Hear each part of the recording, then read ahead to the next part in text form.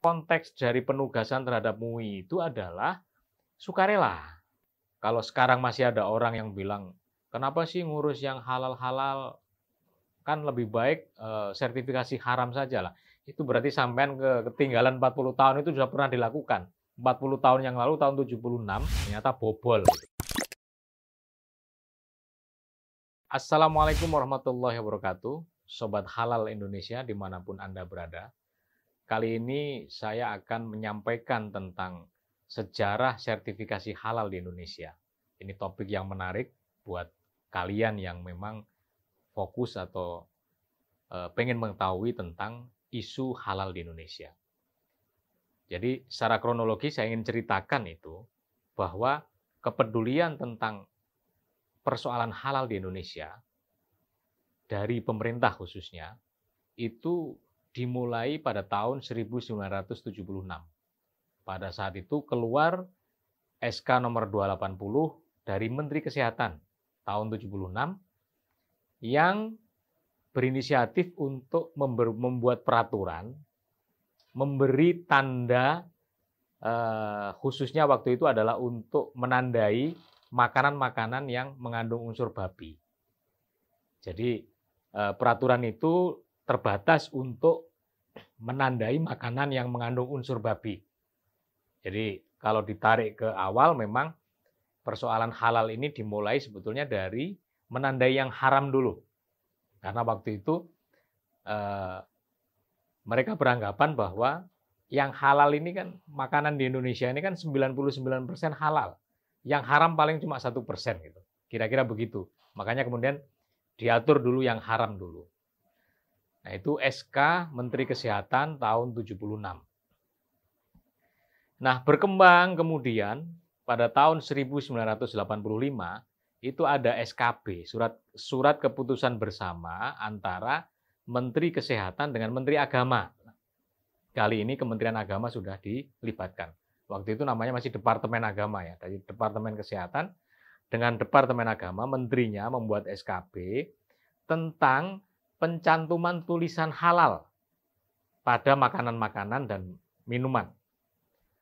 Nah, hanya di sini tidak ada pemeriksaan. Jadi penulisan itu inisiatifnya pelaku usaha sendiri. Gitu. Jadi pelaku usaha itu mereka ketika membuat produk halal, menyiapkan bahan-bahannya, kemudian melaporkan itu. Jadi tidak ada pemeriksaan, tapi inisiatif dari pelaku usaha itu sendiri. Itu tahun 85. Nah, terus berkembang, ternyata kemudian muncul satu peristiwa pada tahun 1989. Peristiwa itu dipicu oleh satu kejadian yang berlangsung di Universitas Brawijaya Malang. Jadi ada namanya Dr. Insinyur Tri Susanto, itu dari dosen Fakultas Pertanian Universitas Brawijaya Malang. Dia melakukan penelitian dan menemukan sejumlah produk makanan dan minuman itu mengandung lemak babi. Geger itu, se-Indonesia geger. Se-Indonesia geger, masyarakat resah, pemerintah pada waktu itu kelimpungan. Nah, akhirnya setelah peristiwa itulah maka kemudian pemerintah merespon dengan memberikan penugasan kepada Majelis Ulama Indonesia untuk melakukan pemeriksaan halal. Jadi yang membedakan dari sebelumnya adalah kalau sebelumnya itu murni inisiatif dari pelaku usaha itu sendiri untuk mencantumkan dirinya haram atau mencantumkan dirinya halal, maka sejak tahun 1989 itu ada pemeriksaan. Nah, itulah kemudian berdirinya LP-POM MUI, itu lembaga yang punya kewenangan untuk melakukan pemeriksaan. Tetapi saya perlu dijelaskan di sini bahwa konteks dari penugasan terhadap MUI itu adalah sukarela. Jadi voluntary. Jadi pelaku usaha itu tidak wajib, mereka itu sukarela. Boleh tidak, boleh iya. Boleh tidak, boleh iya. Ketika dia melakukan memohon sertifikasi halal, maka harus mengikuti proses di MUI. Ada pemeriksaan halal, ada fatwa halal. Jadi memang momentum dari kejadian tahun 1989 ini memang menjadi titik yang paling signifikan dalam proses sertifikasi halal Indonesia. Pertama, bahwa pertama kalinya saat itu ada pemeriksaan halal, dan kedua adalah sertifikat halal itu sendiri. Jadi mulai ada tahun 1989. Nah, ini sekedar untuk mengingatkan saja, karena kalau melihat historinya yang begitu, maka kalau sekarang masih ada orang yang bilang, kenapa sih ngurus yang halal-halal, kan lebih baik sertifikasi haram saja lah. Itu berarti sampean ketinggalan 40 tahun itu sudah pernah dilakukan. 40 tahun yang lalu, tahun 76, itu sudah pernah diinisiasi untuk begitu, untuk ngatur yang haram saja. Ternyata bobol gitu. Jadi pelajaran terpentingnya adalah tanpa pemeriksaan dan tanpa sertifikasi yang rigid, itu tidak bisa dijalankan tentang halal ini. Berkembang kemudian setelah kewenangan dari sertifikasi halal ini oleh negara ditugaskan kepada MUI, tahun 1996 ada SKB lagi, MOU waktu itu antara Departemen Agama, Departemen Kesehatan, dan MUI. Ini fungsinya untuk memperkuat MUI. Dan kemudian diperkuat lagi, itu tahun 2001 setelah reformasi itu ya. Jadi keluar keputusan Menteri Agama, kalau nggak salah nomor 518, dan saya sambil baca ya, 518 dan 519 tahun 2001, keputusan Menteri Agama nomor 518 tentang pedoman dan tata cara pemeriksaan penetapan pangan halal. Kemudian keputusan Menteri Agama nomor 519 tahun 2001 itu tentang lembaga pelaksana pemeriksaan pangan halal. Jadi ini bisa dimaknai sebagai era untuk keputusan untuk memperkuat Majelis Ulama Indonesia dalam hal menjadi otoritas yang melakukan sertifikasi halal. Itu berjalan terus. Nah, kemudian ketemu tahun 2014, ini momentum besar lagi.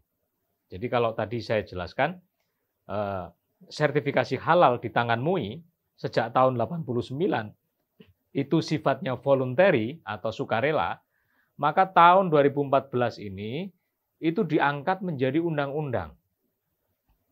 Namanya Undang-Undang Nomor 33 Tahun 2014 tentang Jaminan Produk Halal. Nah, kata jaminan produk halal ini sudah menunjukkan esensinya bahwa di situ negara hadir.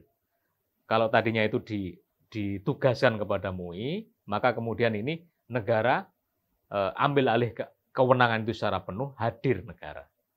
Maka di situ dijelaskan bahwa penanggung jawab dari sertifikasi halal ini bukan lagi MUI, tetapi negara. Dalam hal ini adalah Kementerian Agama yang dilaksanakan oleh Badan Penyelenggara Jaminan Produk Halal Kementerian Agama.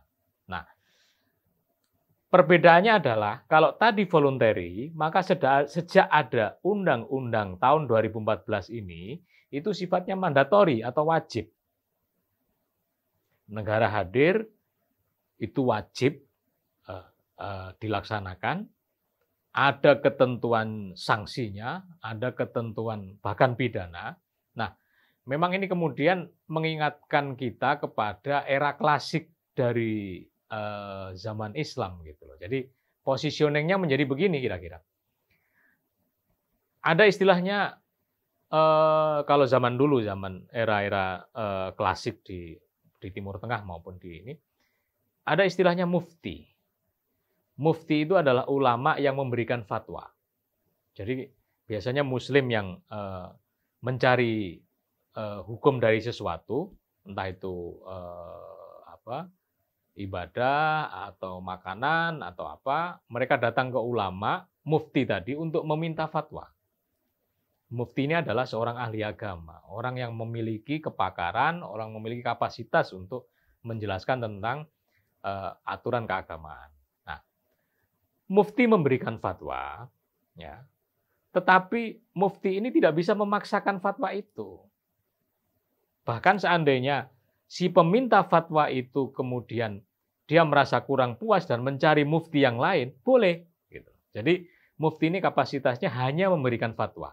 Mau dilaksanakan mau tidak, itu tidak punya kapasitas untuk memaksa itu. Yang punya kapasitas memaksa itu qadhi, hakim. Nah itu bagian dari negara. Jadi yang bisa memaksakan itu dilaksanakan itu adalah qadhi. Nah, kalau kita paralelkan dengan yang terjadi saat ini, maka MUI ini seperti mufti. Jadi ulama yang memiliki kapasitas, memiliki kemampuan untuk melakukan sidang fatwa. Tetapi soal sertifikat ini menjadi urusan negara. Kalau paralelnya zaman dulu qadhi. Jadi dengan adanya undang-undang ini, maka pertama kepastian hukum daripada jaminan produk halal ini lebih jelas. Karena di situ kalau kita baca undang-undangnya, Undang-Undang Nomor 33 Tahun 2014 itu ada apa yang diwajibkan, ketentuan sanksinya seperti apa, ada semua di situ. Dan itu yang bisa melakukan itu hanya negara. Makanya urusan ini diambil alih oleh negara. Sebetulnya kalau kita lihat ini dari konteks kepentingan umat Islam di Indonesia, maka ini satu lompatan besar bahwa negara itu memang peduli pada kebutuhan khususnya umat Islam. Makanya dia hadir. Nah, itu yang diberikan oleh Undang-Undang Nomor 33 Tahun 2014 tentang jaminan produk halal. Jadi bisa dibayangkan kan dari awal tadi, dari mulai SK tahun 76, kemudian tahun 85, berkembang terus-menerus. Jadi proses sertifikasi halal itu bukan tumbuh seketika, itu melalui tahapan yang 40 tahun lebih proses ini berlangsung gitu. Sampai sekarang setelah ada undang-undang itu, karena undang-undang itu mulai berlaku Oktober 2019, 5 tahun setelah diundangkan. Itu 2 tahun yang lalu, sampai sekarang terus berjalan, dan negara menjadi penanggung jawab utama dari proses sertifikasi halal. Nah, masih ada satu lagi yang kemarin, itu adalah Undang-Undang Cipta Kerja, yang muncul tahun 2020, tetapi ini sifatnya hanya merapihkan saja, hanya merapihkan apa yang belum sempurna di Undang-Undang 2014. Tetapi esensinya sama, bahwa saat ini memang yang terjadi adalah negara hadir memberikan kepastian hukum terhadap produk halal, sehingga masyarakat atau warga negara Indonesia, terutama yang Muslim, karena ini kan kita ini negara dengan penduduk Muslim terbesar di dunia, itu terfasilitasi. Kebutuhan khususnya untuk mendapatkan atau mengakses produk halal itu terfasilitasi.